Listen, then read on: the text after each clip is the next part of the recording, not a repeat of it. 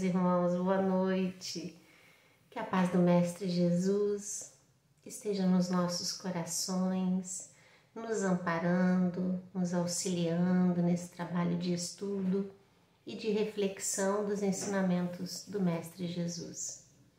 Hoje nós estamos fazendo a lição de número, deixa eu conferir aqui, eu acho que é número 20, meus irmãos. E essa lição traz como título Injúrias e Violências. E é um título do capítulo do Evangelho, de um dos itens do Evangelho, que está lá no capítulo do Bem-aventurados os brandos e pacíficos, que é o capítulo 9. E esse capítulo ele abre com esse título, Injúrias e Violências. No Evangelho, a gente tem a citação de Mateus no capítulo 5, versículo 5, no capítulo 5, versículo 9, e do capítulo 5, 21 e 22, em que Mateus diz assim, das palavras do Cristo: Bem-aventurados os que são brandos, porque possuirão a terra. Bem-aventurados os pacíficos, porque serão chamados filhos de Deus. Sabeis que foi dito aos antigos: não matareis, e quem quer que mate, merecerá condenação pelo juízo. Eu, porém, vos digo que quem quer que se puser em cólera contra seu irmão, merecerá condenado no juízo. Que aquele que disser a seu irmão raca, merecerá condenado pelo conselho. E que aquele que disser és louco, merecerá condenado ao fogo do inferno. Depois vem as explicações aqui do Evangelho, lembrando que a palavra raca, entre os hebreus, era um termo desdenhoso, que quando dito, significava que o outro era de pouco valor, que feria assim a sua dignidade. Quando a gente pega o conceito de injúria, a gente tem isso também como definição, aquilo que fere a dignidade, a honra do outro. Então, num capítulo como esse, em que uma das bem-aventuranças é a brandura e o ser pacífico, a gente entende que a espiritualidade já nos advertia da necessidade de buscarmos melhores respostas para os acontecimentos da vida, para as coisas que surgem para nós, que nos afetam, que chegam pela mão de uma outra pessoa, pela fala de uma outra pessoa, pelo gesto. E nós, no processo de construção da nossa identidade moral, fortalecida na fé, meus irmãos, nós somos acometidos ainda nesse processo de reparação, um planeta como o nosso, de provas e de expiações. Nós ainda nos encontramos muito suscetíveis de tais situações. Existe um caminhar ainda da humanidade muito distante da afabilidade e da doçura, da brandura, da generosidade. É difícil ainda experimentar no seio da sociedade, e por que não dizer até mesmo dentro do próprio lar, situações que nos remetam a uma conduta cristã, pautada no verdadeiro amor, que constrói valores individuais, que despertam o coração para as essências divinas que existem em nós, porque o sentimento puro do amor, meus irmãos, que constrói esse valoroso jardim das bem-aventuranças, isso está para nós na razão exata em que a gente alimentar essas virtudes no nosso coração, tornando isso como conduta para a nossa vida. Hoje a gente mais reage do que age, por isso que a gente ainda se vê às voltas com comportamentos que distanciam a gente da conduta reta e dedicada ao bem. O Evangelho, como carta, como norma de conduta, como um código libertador para todos nós, que vem marcar para a gente a estrutura de comportamento que nos dignificaria ante a vida, que nos tornaria melhores do que somos, que nos daria condições dos avanços que a gente precisa empreender em nosso próprio benefício, vem em todos os seus capítulos, em toda a sua estrutura organizada por Kardec, de modo tão didático, a despertar a alma no que de melhor ela tem, no que de mais profundo e lindo ela traz. Nós somos muito ainda acanhados das nossas potencialidades geradoras. Nós ainda nos contentamos com esse universo de sofrimento do qual nós nos instalamos e que é consequência exata, né, das nossas deficiências, das nossas escolhas equivocadas, né, das nossas transgressões à lei divina, e que nos coloca na condição que a gente está hoje, a ponto tal da gente, às vezes, não aguentar nem a nós próprios, a gente não suportar nem a onda mental na qual a gente se alimenta e a gente fixa o nosso pensamento, o nosso desejo, o nosso interesse. Então a vida ela vem nesse convite que se encontra na mensagem do Evangelho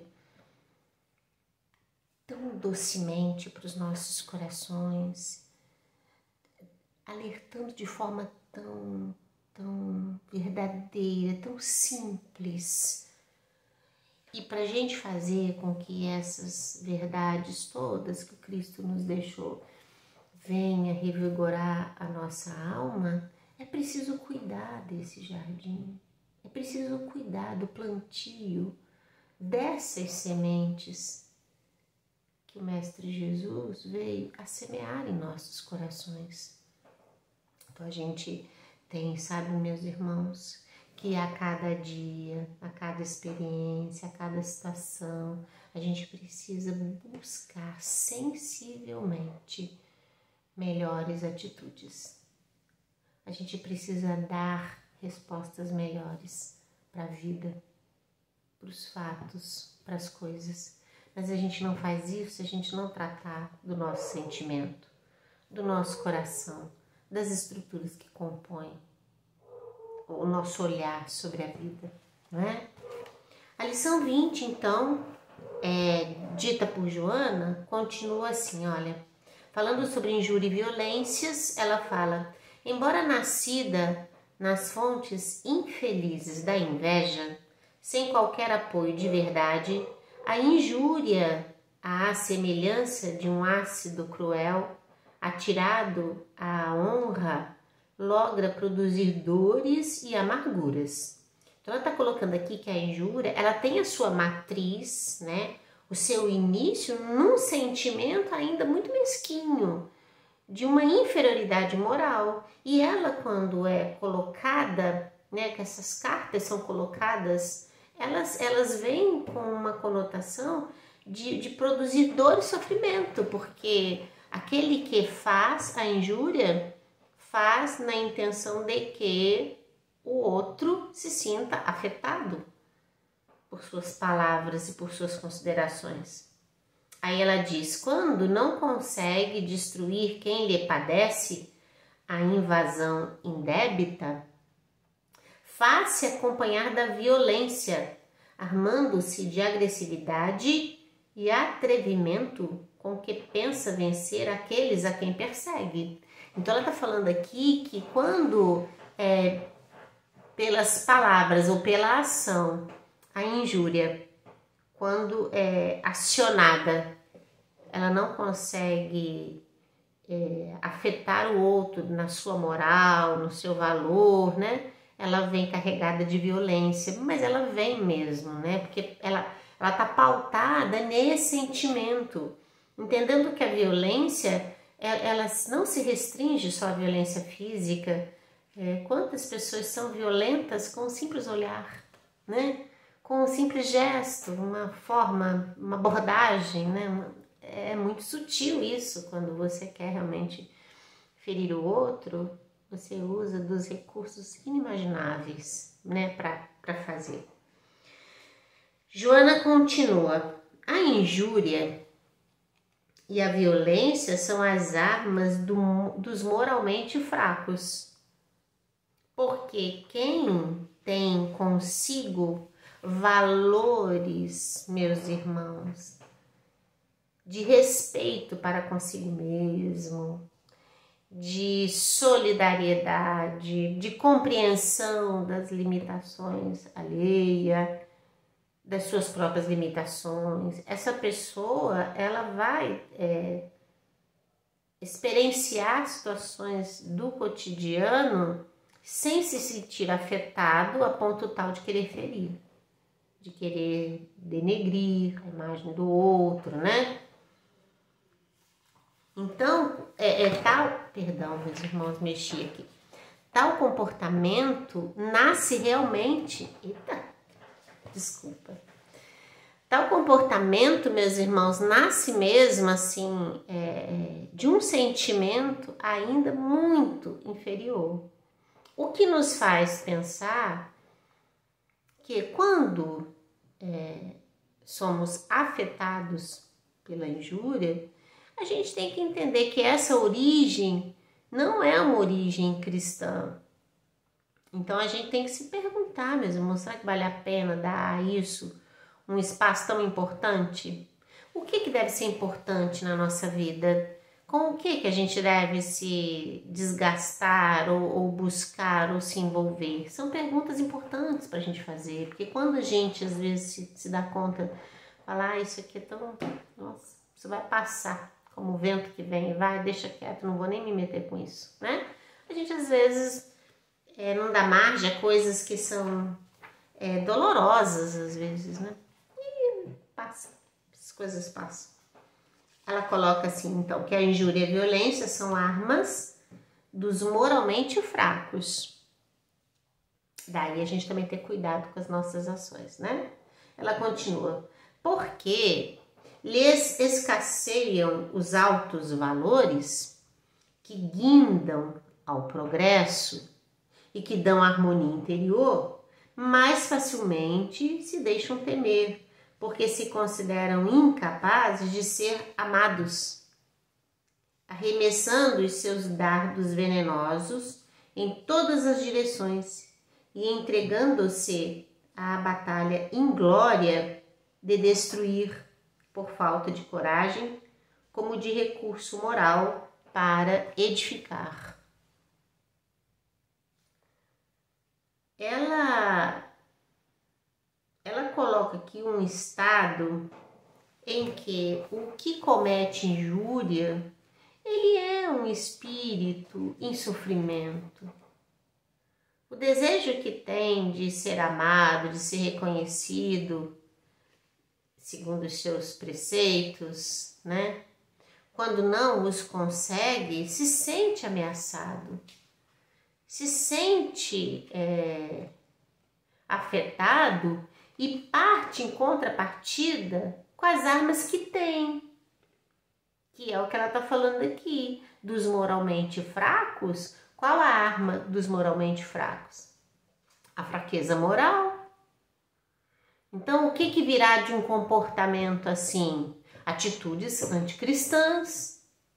Porque o indivíduo, né, o espírito, tramita nessas ideias e nesse pensamento, então vai agir junto e conforme os seus padrões de comportamento, de percepção da vida.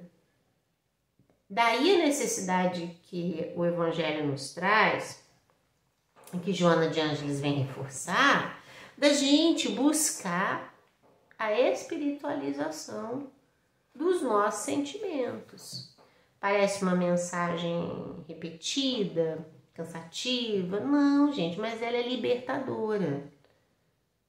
Porque se a gente se sente afetado de alguma coisa que nos chegou, seja lá pelo meio que veio, a gente tem que parar para se perguntar, meu Deus, mas por que isso me feriu tanto? Isso fala de mim? Isso diz de mim? Eu sou isso? Eu estou assim? E se a gente tivesse, o que o outro está falando tem razão, então a gente pode aproveitar da fala do outro e tentar ser melhor.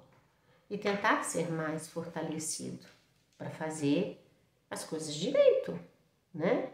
Então, levaríamos isso como uma reflexão, uma avaliação construtiva em nosso benefício. Agora, se o que o outro disse, que o outro fez, não diz de nós, meus irmãos, então deixa passar. Não vale a pena se agastar. O outro luta com as armas que tem e deixa o outro numa luta que às vezes é só dele, não é nossa. Então, a gente não pode se permitir. Bem-aventurados os brandos e os pacíficos. Se a gente se alinhar na mesma onda daqueles que querem nos ferir, nós somos tão agressores quanto eles. Então a gente precisa, sem orgulho, mas num ato de humildade, reconhecer que se o outro ainda se abastece dessas energias ruins, é nosso dever vigiar e orar para não cair na mesma tentação e seguir adiante, né? Ela continua assim, meus irmãos. Campeiam em falso triunfo, ela ainda falando dos que fazem, tá? A injúria. Investindo contra os legítimos patrimônios, contra os seus próprios legítimos patrimônios. Porque quando a gente fere alguém, meus irmãos, a gente está ferindo a nós próprios, porque a gente incorre na lei de ação e reação, a gente se compromete perante a lei divina. Então, o primeiro a ser afetado somos nós. Toda ação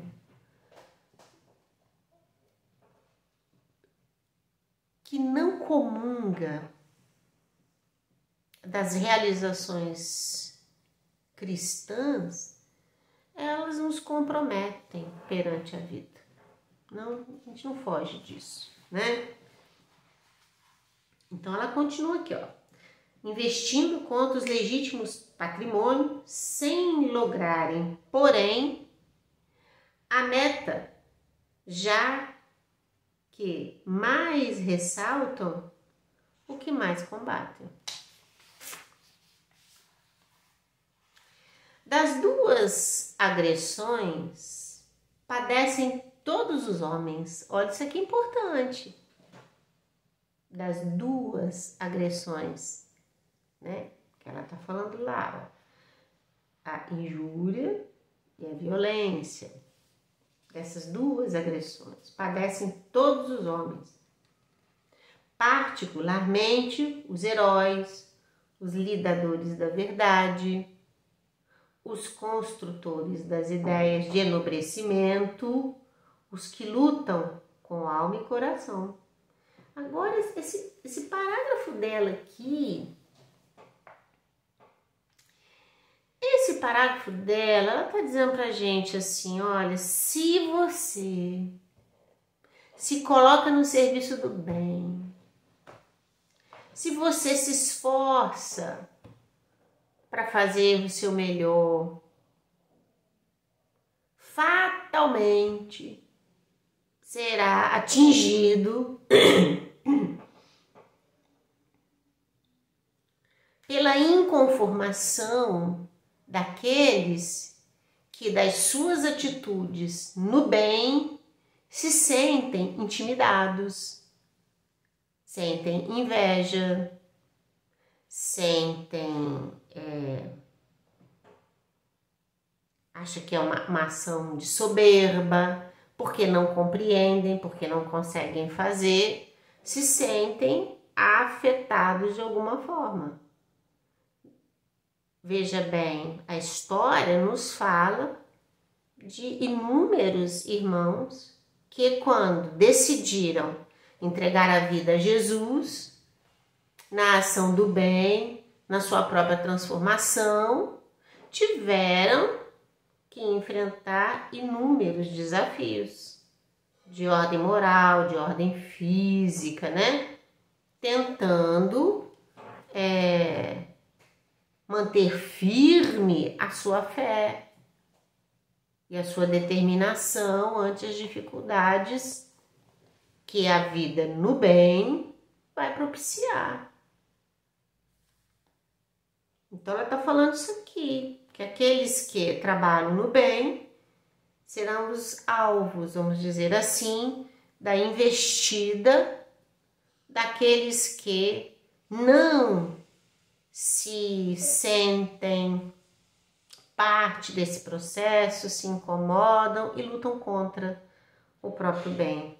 Ela continua: pessoa alguma lhes escapa à insidiosa influência e ao seu mágico toque, que funciona como avaliação das qualidades reais.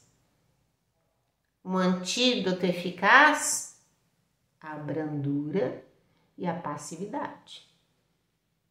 É como se ela estivesse falando assim: olha, você que de certo modo se sente injuriado, que está sofrendo a violência, pacifica. Seja brando, dê oportunidade ao outro de refletir sobre suas próprias ações, sobre seu comportamento. Não se agaste, não se desespera. Pacifica a alma, tranquiliza a alma. Reflita sobre a verdade da qual você é portador. Se é legítima, se é divina, segue adiante, vai adiante e o restante passa. Que bonita essa mensagem, né? Olha que ela fala: a brandura é o algodão que silencia a injúria. Amor tecendo-lhe as flechadas e as fazendo morrer, enquanto a pacificação emudece a gritaria da astúrdia agressividade. É verdade, você já deve ter vivido experiência como essa. A pessoa chega e de repente você está ali numa construção pacífica, respondendo com calma, falando em paz. Essa energia que nasce daquele que está em paz consigo mesmo, daquele que busca uma nova estrutura, né, acaba por silenciar a agressividade que chega. Tem uma coisa que diz assim: quando um quer, dois não briga, é verdade, né? A gente sabe que é verdade isso. Enfim, vamos lá. A brandura e a paz se munem de prece e paciência, assim logrando o cometimento da felicidade dos que as vivem. Quando a gente sabe, quando a gente tem certeza do que a gente quer, quando a gente sabe que o que a gente fez não foi para ferir, não foi para aguar, não foi para insultar ninguém e tá ali segundo as verdades divinas, dentro da nossa fé raciocinada, um sentimento assim de dever cumprido surge. e a gente segue adiante. É sempre seguir adiante, sabe, meus irmãos, que as coisas vão se alinhando. Ela continua considerando a excelência da sua força. Jesus foi peremptório diante do mundo humano, conturbado e primitivo, ao anunciar o convite às emoções libertadoras no sublime conceito, entre aspas, bem-aventurados os que são brandos e pacíficos, porque possuirão a terra e serão chamados filhos de Deus. Fecha aspas. Olha o que Joana finaliza essa lição. O convite de Jesus às emoções libertadoras. Interessante a gente ouvir essa descrição dela sobre emoções libertadoras e citando a brandura, né, a paz interior, porque, meus irmãos, esse equilíbrio nosso, e não é coisa que vem de fora para dentro. A paz verdadeira que faz com que a gente deite a cabeça no travesseiro, tenha uma noite de sono tranquila, que faz a gente acordar, trabalhar sim, lutar sim, porque a vida é de sacrifício mesmo, é de luta e tal, mas fazer isso sem desgaste, sem perda de energia, sem descontentamento, isso tudo só está em nós se nós alimentarmos, se nós cuidarmos. Como disse em outro momento do estudo de hoje, desse jardim possível de sementes libertadoras das virtudes que nos aguardam o desabrochar das emoções. Então é pensar nisso, sabe, meus irmãos, que existe um futuro lindo que nos aguarda. Coisas difíceis a gente já viveu ao longo da nossa vida como espíritos imortais, mas entender que o pior já passou, que a gente hoje está numa condição de poder refletir melhor sobre as coisas, de poder entender melhor. O Cristo fala ao nosso coração, o Cristo chega para nós com mensagens tão acolhedoras que vêm de outro, de um amigo, de uma pessoa querida. É sempre esse aconchego que chega para nós. Então é confiar em Jesus, trabalhar em nome dele, por ele, na certeza, meus irmãos, de que nada justifica a violência, nada justifica a agressividade, seja ela verbal, seja ela física. A gente vive momentos de tanta agressão, tantas guerras, né? Quando que a gente pensou que em pleno século XXI a gente ainda estaria vendo isso, não é? É muito triste de ver e de saber que isso ainda se dá. Quanto ainda precisa ser trabalhado sentimentos de respeito, de solidariedade, para que a gente possa se entender e se reconhecer como irmãos. Então, meus irmãos, a tarefa não é fácil, a tarefa é longa, é difícil, mas é preciso começar. E só começa dentro do nosso coração, conosco mesmo, dando o pontapé inicial. Que Deus os abençoe, que vocês tenham muita paz, muita luz, que tenham uma semana linda, fortalecida, que a gente possa orar por todos esses que estão em sofrimento e que Deus nos guarde para que a gente viva a vida com mais esperança e amor. Fiquem com Deus, até semana que vem.